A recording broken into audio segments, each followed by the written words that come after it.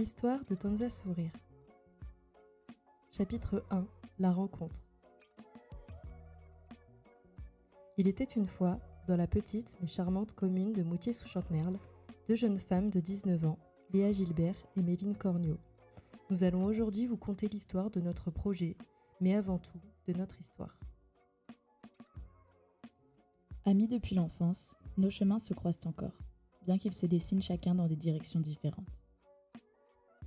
Léa a pris la route de Niort pour entamer sa première année à l'Institut de formation en soins infirmiers, animée par le désir profond de devenir infirmière. Elle rêve de tendre la main, d'apporter du réconfort et de faire partie de ces petites lumières dans la vie parfois sombre des patients.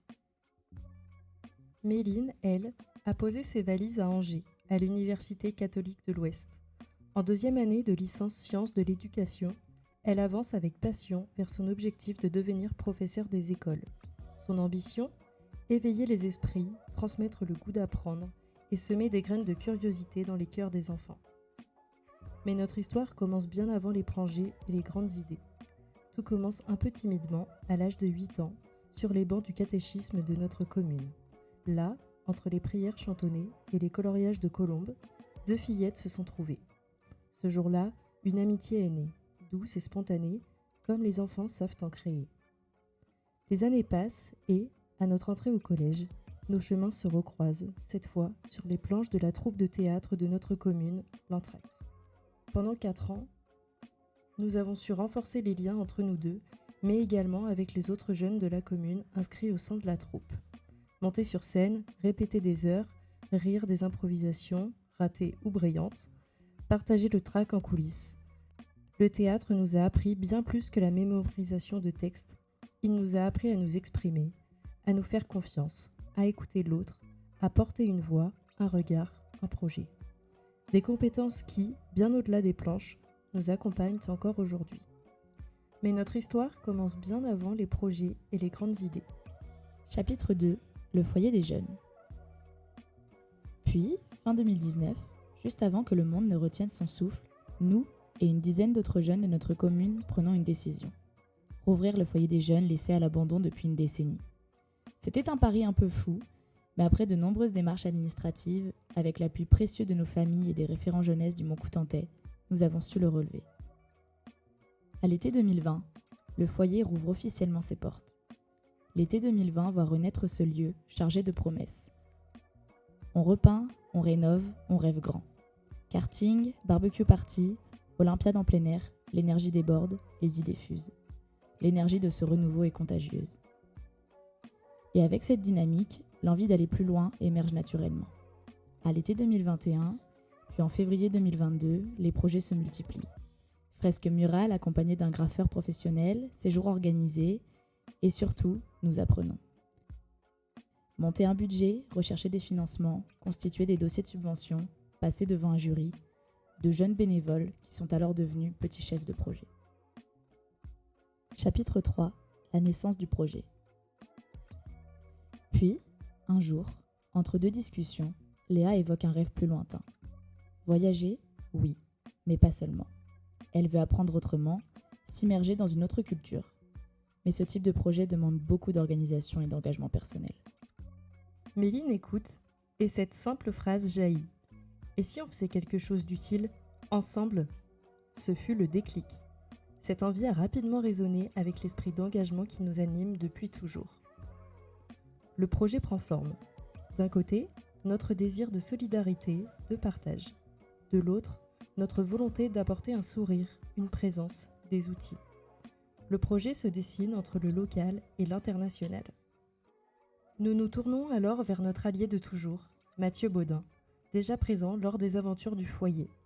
Maintenant, salarié de l'association Graines de Liens, agissant sur le territoire en tant qu'espace de vie sociale ayant pour mission de renforcer les liens sociaux, familiaux et la solidarité de voisinage dans la communauté, il nous accompagne alors sur le volet organisationnel du projet. Grâce à lui et nos recherches de partenaires, nous découvrons AADJT, l'association d'aide au développement des jeunes Tanzaniens. Les actions de cette association francophone œuvrant auprès des enfants correspondent non seulement aux valeurs que nous portons, mais elle est également en partenariat avec l'Université catholique de l'Ouest où Méline poursuit ses études. Un coup de fil plus tard avec Damien Sellier, le fondateur franco-tanzanien de l'association, et c'est un grand oui. Nous partons en tant que volontaires au sein de son association.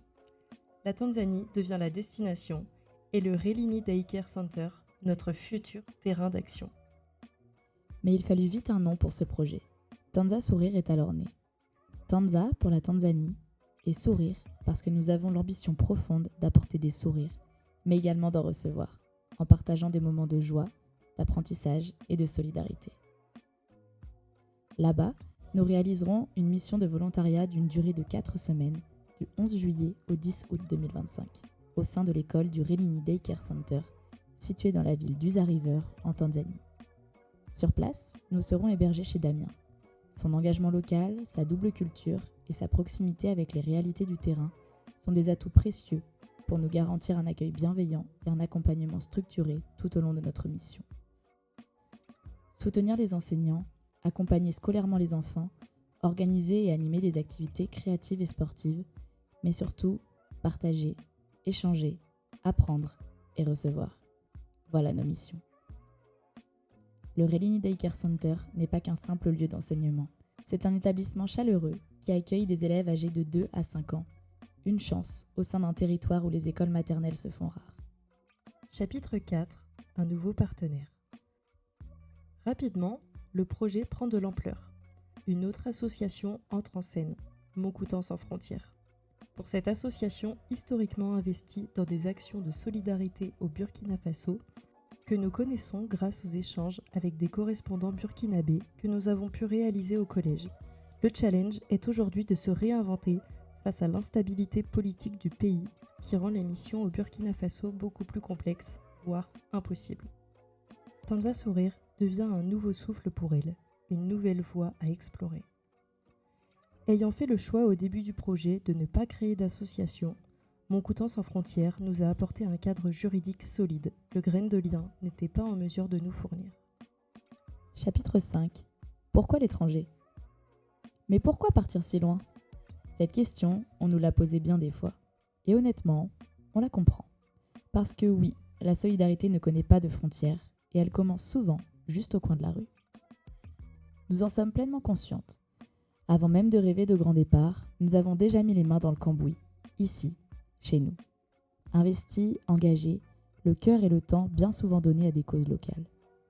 Alors pourquoi ne pas aider les quartiers prioritaires ? Nous demandent parfois les interlocuteurs. Après tout, les besoins y sont bien réels eux aussi. Méline, par exemple, consacre une partie de son temps libre à la FEV. Mais qu'est-ce que la FEV ? Cette association lutte contre les inégalités scolaires en proposant à des bénévoles d'intervenir auprès d'élèves issus de milieux défavorisés. Chaque semaine, elle retrouve une jeune fille de 10 ans issue d'un milieu modeste qu'elle accompagne dans ses apprentissages. Mais ce n'est pas seulement de l'aide aux devoirs, c'est aussi l'occasion de lui ouvrir une fenêtre sur la culture, de lui transmettre un peu plus que des connaissances, de la curiosité, de la confiance, un regard neuf sur le monde. Alors, non, notre envie de partir à l'étranger ne vient pas d'un manque ici. Elle vient d'un désir d'élargir notre horizon, d'aller à la rencontre d'autres réalités, de découvrir d'autres manières de vivre, d'apprendre, d'enseigner. C'est une aventure qui nous pousse à sortir de notre zone de confort pour mieux comprendre la richesse et la complexité du monde avec humilité et ouverture. Et puis, il y a cette autre question qui revient souvent. Mais avec tout ce qu'on entend sur la mobilité douce, est-ce bien raisonnable d'aller si loin ? On l'entend, on l'intègre. C'est un sujet qui compte pour nous, profondément. Mais soyons honnêtes, les pays proches de la France ont, pour la plupart, déjà une structure éducative solide. En Tanzanie, notre présence peut vraiment faire la différence. Apporter ces petites choses qu'on tient parfois pour acquises ici. Des outils pédagogiques, des méthodes, un soutien, une présence. Et entre nous, même avec toute la bonne volonté du monde, la Tanzanie à vélo, c'était un peu ambitieux. Chapitre 6. Le financement. Financer un projet comme Tanza Sourire, ce n'est pas seulement trouver de l'argent. C'est retrousser ses manches, faire chauffer les poêles à crêpes, monter des stands, compter la petite monnaie et parfois se heurter à quelques imprévus. Dès le départ, on s'est dit qu'il fallait s'y mettre à fond, Alors, on a enchaîné les ventes. Pizza croustillante, crêpes dorées à point, bière artisanale, préfous locaux. Chaque action devenait plus qu'une simple vente. C'était une chance de parler de notre projet, d'expliquer pourquoi on partait si loin et ce qu'on comptait y faire. Famille, amis, voisins, connaissances de la commune, peu à peu, notre petite aventure est devenue celle d'un territoire. Parce que ce projet, né d'un échange entre deux copines, est aujourd'hui soutenu par toute une communauté. Et ça se voit aussi dans les chiffres. Grâce à cette mobilisation, nous avons pu laisser au local près de 2 000 €. Une belle réussite. Mais financer ce projet, ce n'est pas seulement faire des ventes. Participer aux événements de notre commune est également une action qui nous tenait à cœur afin de les soutenir, eux aussi, dans leurs projets. Kids party des Jeux Montsévriens, festivités, fête de la bière, marché de Noël des commerçants montcoutantais, des événements il y en a eu et ce n'est pas fini. Mais comme dans toute histoire, il y a eu quelques accros. En janvier 2025, on avait tout prévu pour un grand concours de belote. Malheureusement, ce jour-là, le froid a eu le dernier mot. Des routes gelées, des pneus qui glissent, résultat, peu de participants et un budget impacté par la location de la salle que la collectivité n'a pas pu nous offrir cette fois-là. Autre tentative. Les samedis de décembre, on avait installé un stand d'emballage de cadeaux dans une grande surface de Montcoutan-sur-Sèvre. On y croyait, on y allait motivé, sourire aux lèvres, mais l'accueil du public fut plus discret qu'espéré. Ces échecs, on ne les a pas vus comme des freins, mais comme des leçons. Ils nous ont poussés à réinventer, à rebondir, à nous adapter. Parce que mener un projet, ce n'est pas qu'une belle idée. C'est aussi de l'organisation, de la sueur et beaucoup de persévérance. Chaque action, chaque vente, chaque coup de fil a demandé du temps, de l'énergie, des heures de réflexion et d'organisation. Tout cela en parallèle de nos études et de nos engagements associatifs. Au total, ce sont plus de 300 heures de travail que nous avons investies. Mais à la fin, ce que nous retenons, ce n'est pas juste le budget récolté, c'est tout ce que ces démarches nous ont permis de semer. Au fil des rencontres, des discussions, des événements, nous avons fait connaître notre projet, fait découvrir la Tanzanie, expliqué pourquoi cette mission nous tenait tant à cœur. Et c'est ça, notre plus grande réussite. Avoir embarqué les habitants de notre territoire dans notre aventure, leur avoir donné envie d'y croire, avec nous. Mais cela ne se termine pas là. Les préfous n'ont pas fini d'être vendus et notre présence aux événements non plus. Le départ approche, mais notre aventure n'est pas finie. Chapitre 7. Et après ? Notre aventure ne s'achèvera pas au retour de l'avion. Fatigué, mais le cœur rempli. Non, pour nous, Tanza Sourire ne s'arrête pas à la frontière. Dès le début, nous avons imaginé une suite, un prolongement, un lien durable entre ici et là-bas. C'est pourquoi, à notre retour, nous organiserons une soirée spéciale. Une soirée pour dire merci, pour revivre ce que nous avons vécu là-bas. Il y aura une petite vidéo, simple, mais pleine d'émotions, qui retracera notre parcours. Une exposition aussi, pour montrer ce que nous avons vu, appris, partagé. Et surtout, un moment d'échange avec toutes celles et ceux qui ont rendu ce projet possible. Car sans eux, sans vous, rien n'aurait été possible. Mais au fil des échanges, une autre idée est née. Lors d'une réunion avec Montcoutan sans frontières, une étincelle s'est allumée. Et si on créait un pont entre les écoles d'ici et l'école du Relini Daycare Center en Tanzanie ?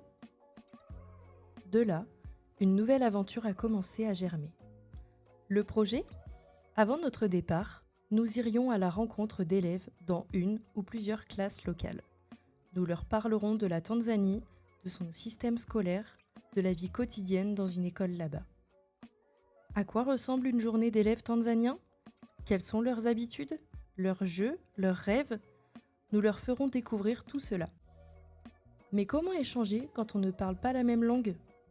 Plutôt que de voir cela comme un obstacle, on y a vu une opportunité de faire autrement. Les enfants ici réaliseront des dessins, des images, des petits bouts d'eux-mêmes que nous emporterons dans nos valises. Une fois sur place, nous remettrons ces œuvres aux élèves du Relini Daycare Center, accompagnés d'illustrations sur la France. À leur tour, les enfants tanzaniens dessineront pour les enfants français. Et à notre retour, une nouvelle rencontre sera organisée avec les classes locales. On leur racontera ce qu'on a vécu, ce qu'on a vu, ce qu'on a ressenti. Et surtout, on leur remettra les dessins venus de si loin. Ce projet, on l'a initié en contactant Damien Cellier, qui nous aide à le concrétiser. Il est encore en cours de mise en place, mais on y croit fort. Pourquoi cela nous tient autant à cœur ? Parce que ce pont entre les deux mondes est précieux. Il ouvre les esprits, il plante des graines. Pour les enfants d'ici, c'est une façon concrète de découvrir une autre culture, de comprendre que l'école n'est pas la même partout, que l'accès à l'éducation reste, pour beaucoup, un combat. Et c'est aussi une manière de leur faire réaliser la chance qu'ils ont d'aller à l'école, chaque jour, dans de bonnes conditions.